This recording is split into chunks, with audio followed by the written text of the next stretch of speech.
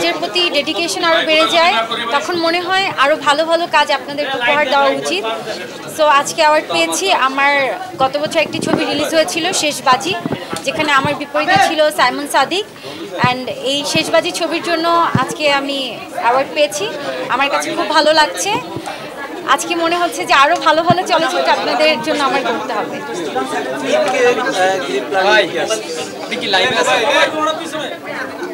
Eid planning, ঈদের অবশ্যই ঈদে তো আচ্ছা, চারপাশে এত কথা বললে আমি কিভাবে কথা বলবো? সবাইকে একটু সাইলেন্ট হতে হবে। আমার কনসেন্ট্রেশন ব্রেক হয়ে যাচ্ছে। আমি কথা বলে মাঝখানে আমি অন্য কনসেন্ট্রেশন। আচ্ছা, কি জন্য প্রশ্নটা ছিল? আচ্ছা, ঈদ মানে আনন্দ। হ্যাঁ, বিয়ের পর আমার রোজার ঈদ গেল, এবার প্রথম কোরবানি ঈদ। অবশ্যই ঈদে স্পেশাল তেমন কোনো কিছুই নেই, সবাই কোরবানি দেয়, আমাদেরও কোরবানি দিতে হবে। এই তো, এটাই প্ল্যান। আমার আসলে কাবিন হয়েছে, আমি শ্বশুর বাড়িতে মাঝে মাঝে বেড়াতে যাই। সো এবার ঈদে আমি আমার বাড়িতেই আছি, আমার বাড়িতেই কোরবানি দেওয়া হবে। অফকোর্স প্রতিবারই ঈদের ছবি আমি দেখার চেষ্টা করি। কিছুদিন আগে রিলিজ হলো কি না, এবার তো তাণ্ডব অবশ্যই দেখবো। সাকিব খানের বরবাদেও অবশ্যই আমরা দেখেছি, আমরা দুজন হলে গিয়ে দেখেছিলাম বরবাদ ছবি। যেহেতু আমি চলচ্চিত্রের মানুষ, আমাকে অবশ্যই অনেক সিনেমা দেখতে হয়। সেম এবার তাণ্ডবে দেখতে যাব, আপনারা সবাই চলে আসবেন তাণ্ডব দেখার জন্য। গতবার শুধু কি বরবাদ দেখেছেন না অন্য কোনো সিনেমা দেখেছেন? না, বরবাদটাই আমার দেখা হয়েছে, অন্য ছবি এখনো দেখা হয়নি। প্ল্যান ছিল দাগি দেখার, বাট সময় কুলাতে পারিনি। হ্যাঁ, আমাদের দাগি দেখার প্ল্যান ছিল, কিন্তু ঈদে কিন্তু এত পরিমাণ ভিড় থাকে সিনেমা হলে, আসলে আমরা চাইলেও যেতে পারি না। এত মানুষের ভিড়ে যাওয়াটাও টাফ হয়ে যায়। অ্যান্ড আরেকটা সংকট থাকে টিকেটের সংকট থাকে। সো এই জন্য আমাদের আসলে দুটো ছবি দেখা হয় না, আমরা একটা ছবি দেখেছি। বাংলা ফিল্ম ইন্ডাস্ট্রিতে কি নায়িকার সংকট আছে কিনা আপনি কি মনে করেন? বাংলা চলচ্চিত্রে তো অনেক সুন্দরী সুন্দরী নায়িকারা আছে। আমার কাছে তো মনে হচ্ছে না যে নায়িকা সংকট, কিন্তু সিনেমায় সংকট আছে, এটা আমি বুঝতে পারছি। নায়িকা সংকট আপনার কাছে মনে হচ্ছে যে নাই, কিন্তু আমরা কয়েকটা এই সিনেমা ঈদের সিনেমাতে দেখলাম যে সাকিব খান, মেগাস্টার সাকিব খান থেকে শুরু করে সবাই উপর বাংলার নায়িকা অভিনেত্রী নিয়ে কাজ করছেন। তাহলে আমাদের বাংলা ফিল্ম ইন্ডাস্ট্রির নায়িকারা কোথায়? আচ্ছা, ঘুরে ফিরে একই প্রশ্ন। সাকিব খান কেন ওপার বাংলার নায়িকা নিয়ে কাজ করছে? বাংলাদেশে কি নায়িকার সংকট? আসলেই তা না। বাংলাদেশে অনেক সুন্দর সুন্দরী নায়িকা আছে, কিন্তু ডিপেন্ড করে গল্প। সাকিব খানের গল্প হয়তোবা ডিপেন্ড করছে, ডিমান্ড করে হয়তোবা তারা ওপার বাংলার নায়িকা নিয়ে কাজ করতে কমফোর্ট ফিল করছে, বা গল্প ডিমান্ড করছে এর জন্য। কিন্তু নায়িকা সংকটের জন্য যে ওপার বাংলার নায়িকা নিয়ে কাজ করছে তা না। মানুষের একটু রুচির চেঞ্জ আনতে হয়। সাকিব খান সবসময় বরাবরই চেঞ্জ, কিছু নতুনত্ব কাজ আপনাদেরকে উপহার দেয়। সো আমার কাছে মনে হয় এই নতুনত্বর জন্য নতুন নায়িকা ওপার বাংলা নায়িকা নিয়ে কাজ করছে। ডিপ্লোম্যাটিক ভাবে আপনি অ্যানসার দিয়েছেন, ধন্যবাদ। কিন্তু আপনি দুলাভাইয়ের সামনে রেখে বলি, মাশাআল্লাহ আপনিও কিন্তু কম সুন্দর নয়, কিন্তু আপনাকে কেন নেওয়া হচ্ছে না? মানে এইটা এই ব্যর্থ শুধু কেবলমাত্র আপনি না, এই যে আপনি বলতে বহু আপনি কেন নেওয়া হচ্ছে না?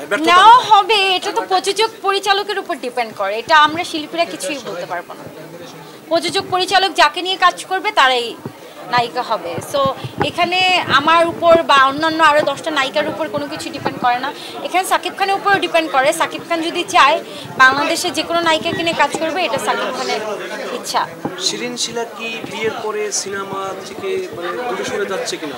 আমার বিয়ের পরে আমি কাজ একটু কমিয়ে দিয়েছি। আমি হজবরল অনেক কাজ করছি না, আমি বেছে বেছে সিলেক্টিভ কাজ করছি এবং ভালো ভালো কাজ করছি।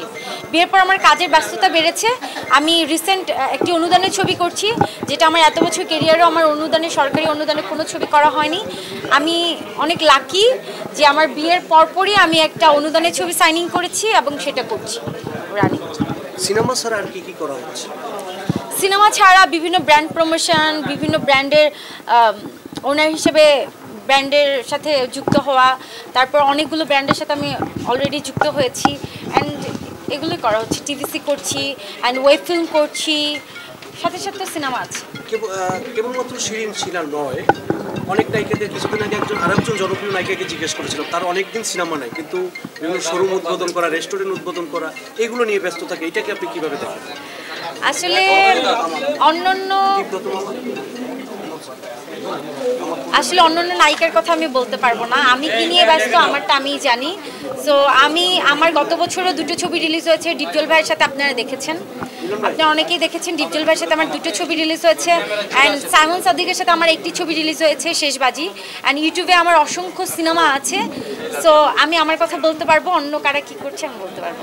আচ্ছা, আমরা আমাদের সুদর্শন দুলাভাই, এক্সকিউজ মি ব্রাদার,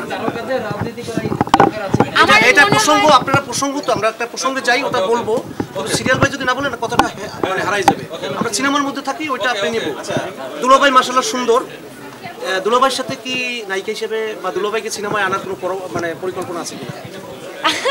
আপনাদের দুলাভাই পারলে আমাকে সিনেমা ইন্ডাস্ট্রি থেকে দূরে সরাই নিয়ে যায়, ও তো ইম্পসিবল আসবে না, আর আসলে ভালোই হইতো। আমার জামাই দেখতে অনেক সুন্দর মাশাআল্লাহ, হিরোদের মতো, কিন্তু ও আসলে কাজ করতে চায় না। আচ্ছা, এবার কোরবানির বাজেট কত শিরিন শিলার?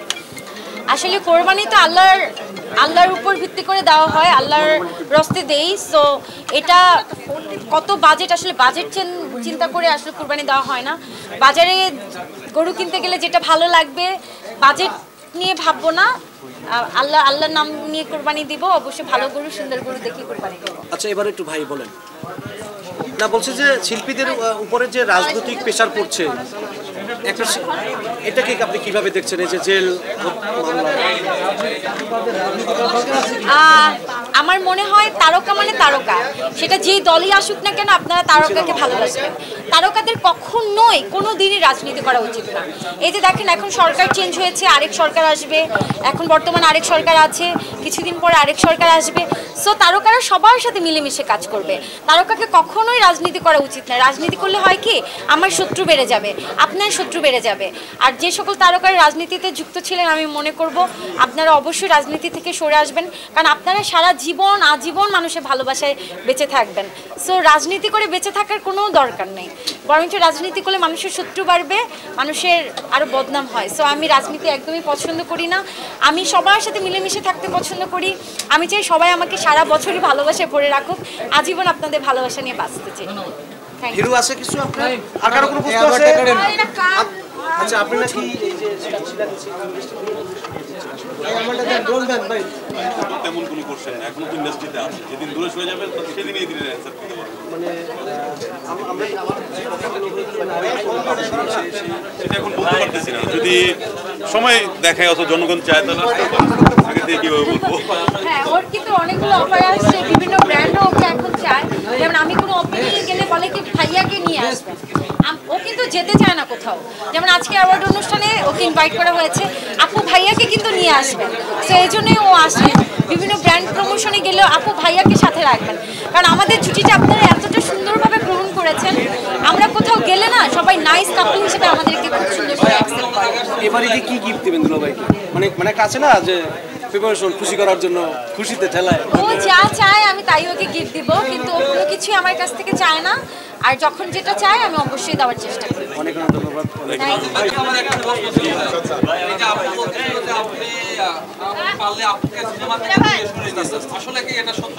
এই কোশ্চেনের অ্যান্সার তো বলে দিলাম। বলে দিছে। থ্যাংক ইউ ভাইয়া।